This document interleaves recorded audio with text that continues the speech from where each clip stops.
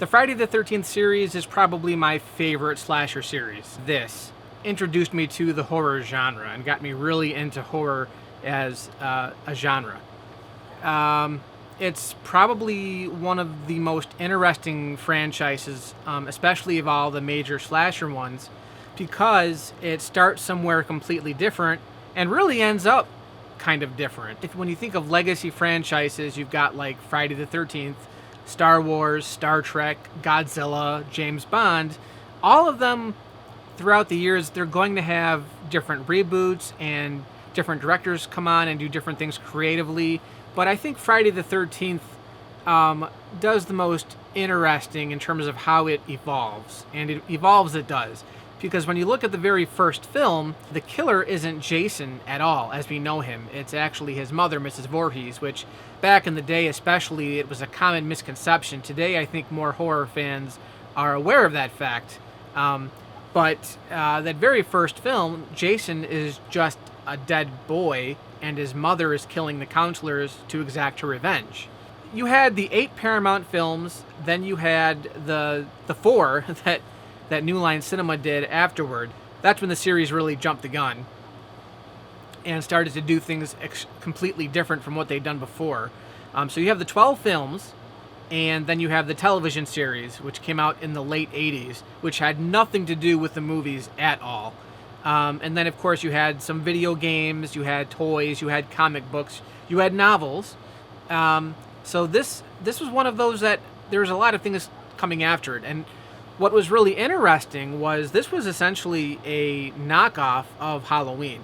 The director, Sean Cunningham, was known for making softcore pornography films as well as the soft kind of kid-friendly comedy films in the 70s, and they weren't making any money. And he needed some way to generate income for his family. So Halloween had come out in 78 and had done really well successfully.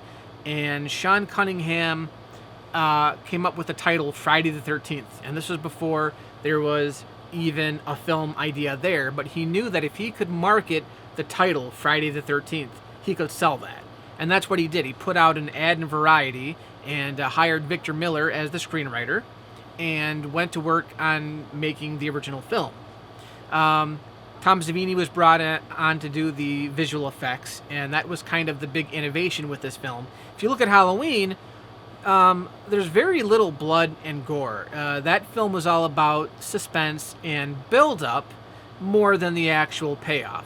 Friday the 13th pretty much did the exact opposite, whereas it gives you that payoff. It lets you see all of the kills front and center. It wasn't the first film to do that, but I think it was the first film to put that into the mainstream. Kids would go see this film, the original, and it was kind of like going to a weird kind of carnival where you got to see, all these different things that you never thought you'd see before. And audiences went in and they saw these kills and this glorified, Tom Savini's great makeup effects and all this sort of thing. And that was really what made the original successful. Then you had all the sequels, and this is where Jason was brought into play.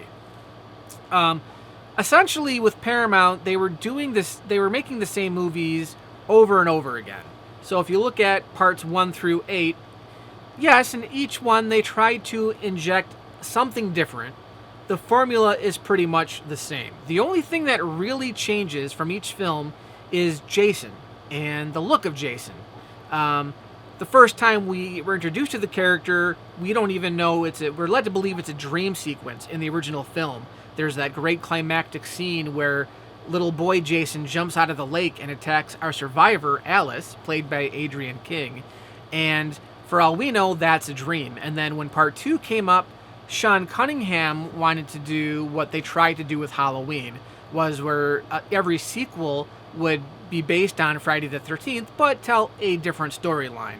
And essentially what they did was they went back to the story of the original, and they made Jason the killer in this one. And it was now a story about a boy, a deformed creature who was avenging his mother's death.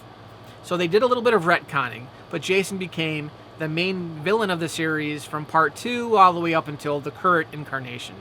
In part 2, Jason had the sack over his face, and then in part 3, that's where he got his famous hockey mask, which was actually a mistake.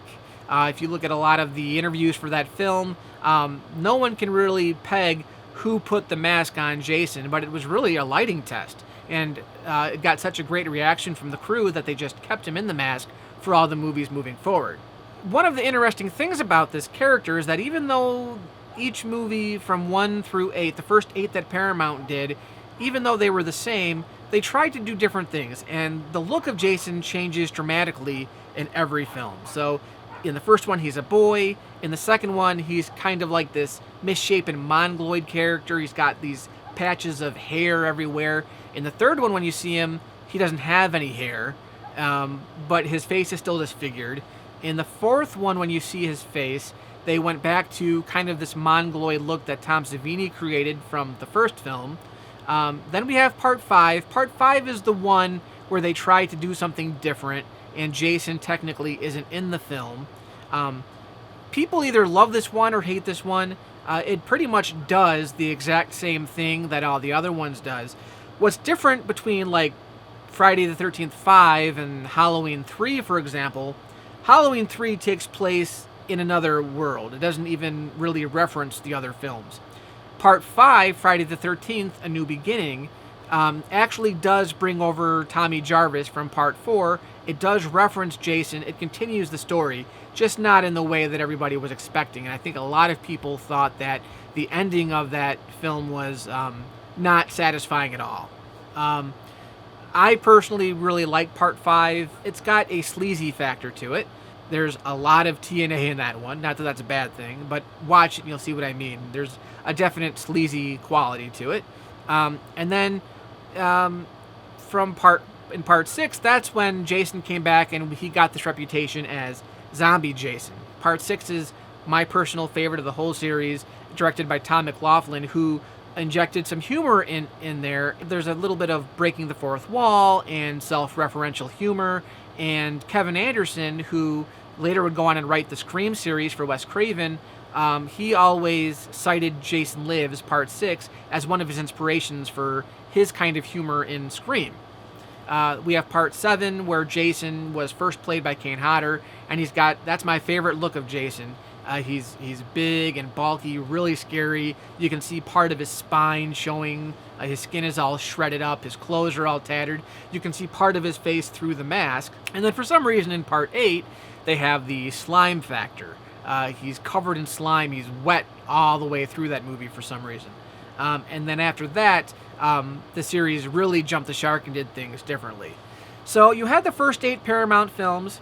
As they started doing more things with the films, Part 7 and 8 especially cost more to do, because Part 7 had a lot of special effects, and Part 8, they were trying to shoot that movie in New York, and because of the costs, they barely shot any of it in New York. They shot most of it in Vancouver to double for New York, but it still cost like $5 million, and it was a disappointing venture for Paramount. So at that point, Paramount decided to basically cut its losses and sell the property to New Line Cinema. So what happened was, and this is kind of interesting too, the whole rights issue, is that Paramount still owns the title of Friday the 13th, but the character they sold off to New Line Cinema, which is why Friday the 13th Part 9 is called Jason Goes to Hell and not Friday the 13th Part 9.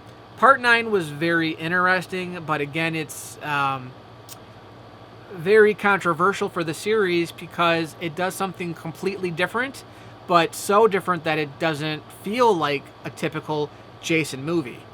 Sean Cunningham came back to produce it, and I guess his initial thought process was, I don't want to see him in that damn hockey mask. So basically in Part 9, you've got this origin story of who Jason really is, and this whole thing about him jumping into different bodies and possessing different human entities. So basically, he possesses his victims and walks around as regular people for more than about 80% of that movie.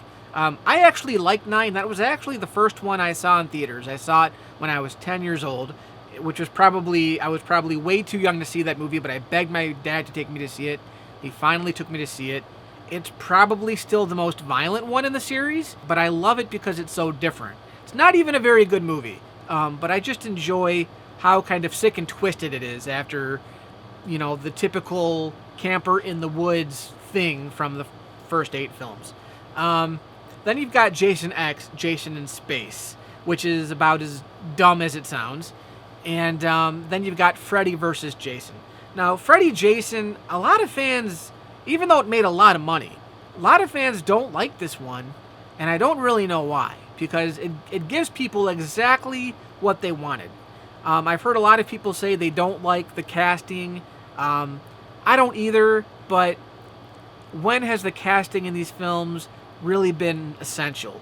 You could argue that a couple of the Nightmare films, the casting is great, but for the most part, not really. There's a lot of script issues. Again, when were the scripts good in any of these movies? There are some really annoying things about this movie. There's really dumb things. There's not memorable dialogue, and there's bad dialogue, like cheesy bad. This one has some cheesy bad dialogue that's kind of cringeworthy, but it makes the movie fun in a way that the other ones were fun. And something that Freddy Jason did that a lot of these new reboots aren't doing, these new reboots are taking the series way too seriously. Even in the 80s, when these franchises were at their darkest, there was still some humor and some fun in there. These reboots, I'm talking about the Friday reboot and the Nightmare on Elm Street reboot, there's not a lot of humor in them at all. They're not very fun movies. So those are my problems with the reboots. Although I will say, after years of thinking back on it, I do think the Friday the 13th reboot is much more faithful to its series than any of the other reboots have really been. I still have issues with it, and I don't know why, because I always was like, after sending him to space and body swapping, have him go back to the woods and start fresh, and they did that, and I don't know, there's something I don't like about it. I think it's what I said. It's just not that fun of a movie. Everybody takes themselves a little too seriously, and when they're not, everybody's off smoking pot, and what's kind of funny about these movies is there's the myth and there's the reality. The myth of these movies, first of all, is that in these movies, everybody does drugs and has sex and then dies. Not necessarily true. Most of these movies, with the exception of maybe parts 4 and 5, most of the Friday the 13th movies, there's not that much nudity. Very little.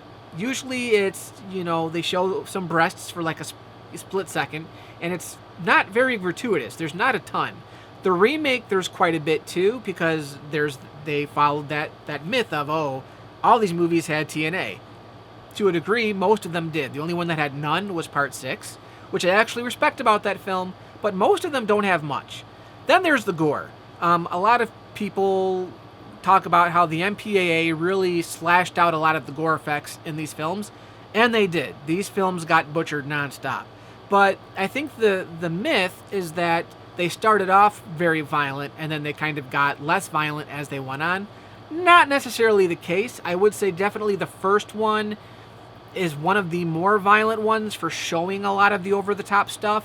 But if you notice, even in that one, whenever somebody gets stabbed, for example, most of the time the stabbing takes place off-screen. They cut away to like maybe a light that's shaking or something like that, and then when they come back, they show you the end result. You usually don't actually see the knife like penetrating through the flesh. You do once in a while. There's the Kevin Bacon death where you see the spear going through his neck, which is one of my favorite kills, by the way, but most of the other stuff, you don't actually see the cut happen.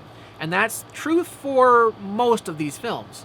And the other thing, too, is even though there was a lot of drug use being used on the sets of these movies, in the movies themselves, I only see maybe 1 or 2 characters smoking pot or smoking something like that, doing some kind of drug.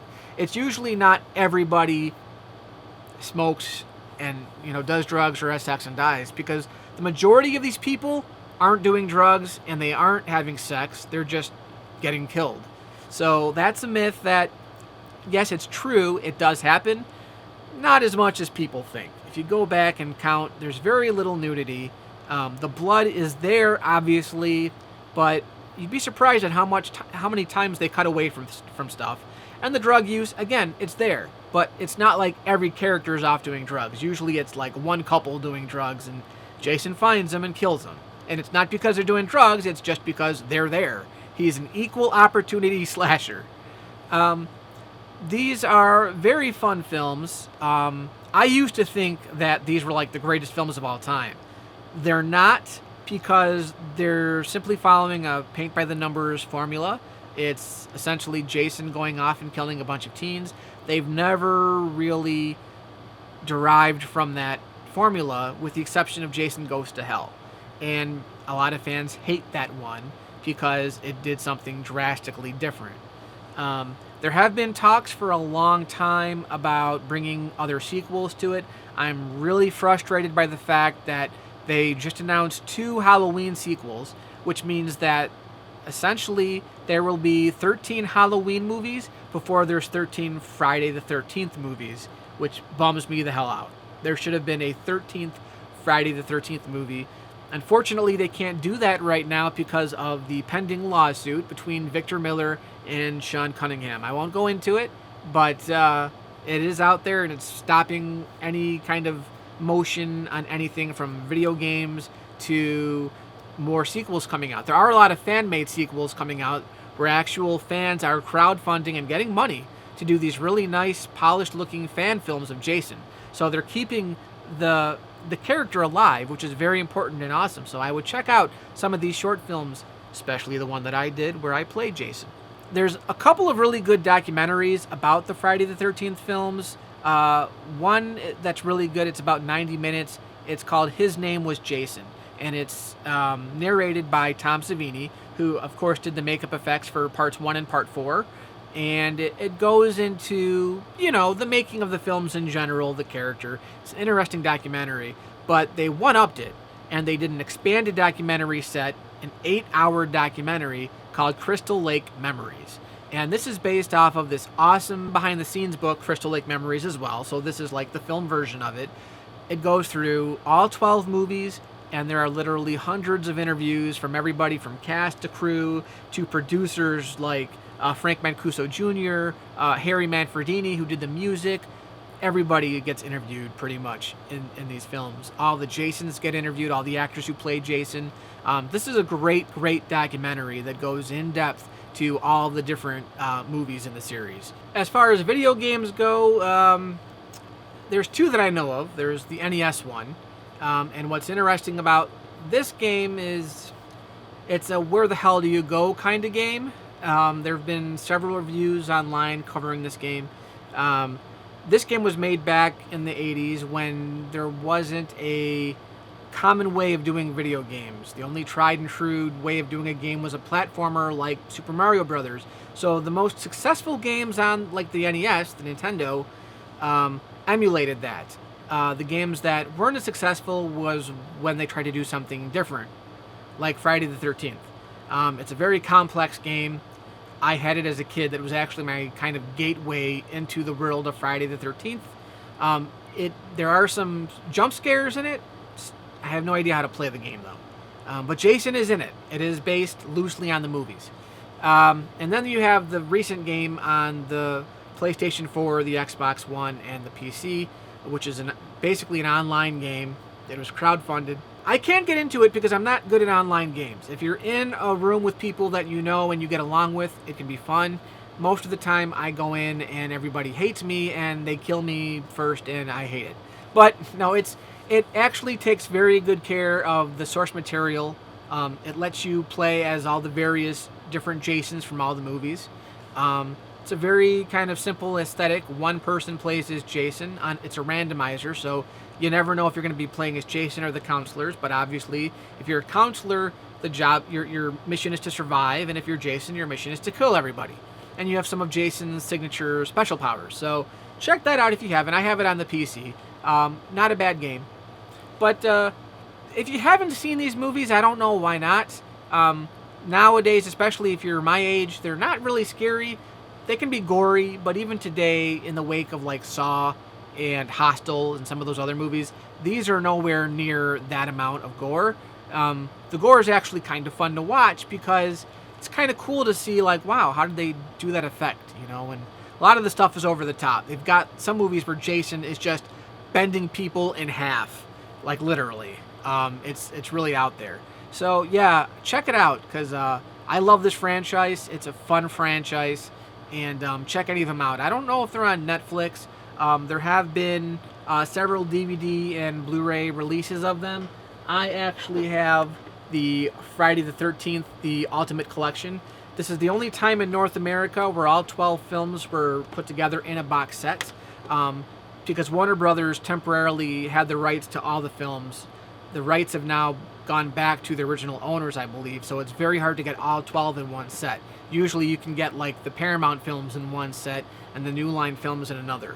But this one is really cool. It's got just a ton of really cool extras. It comes with this Crystal Lake Memories booklet. It's kind of like a sampling of the actual book. It's got 3D glasses, so you can watch part 3 in 3D, which, believe it or not, actually works. Not great, but I could actually see the 3D in it. So, pretty cool. Anyway, yeah, Friday the 13th, my favorite slasher franchise, probably. Check it out, and have a good Halloween. Hey guys, just to remind you, my books, Galactic Redemption and Our Last Nights on Earth, are still available on Amazon.com. That's right. These are the paperbacks that I'm holding, but I'm one of those guys that likes the physical copies of what I read. So you can buy these right now on Amazon.com. They range anywhere from $5.99 for Galactic Redemption to $14 for Our Last Nights on Earth, which is a fully fledged novel that I wrote. They're all science fiction. And you can find them on Amazon right now. You can also buy the ebooks for all of them. They're all available for $2.99 a piece on Amazon.com. Just go to Amazon and type in my name, Lenny Sherman, right in the search box, and they should all come up. Yep, they're still on Amazon.com right now, just thought I'd remind you.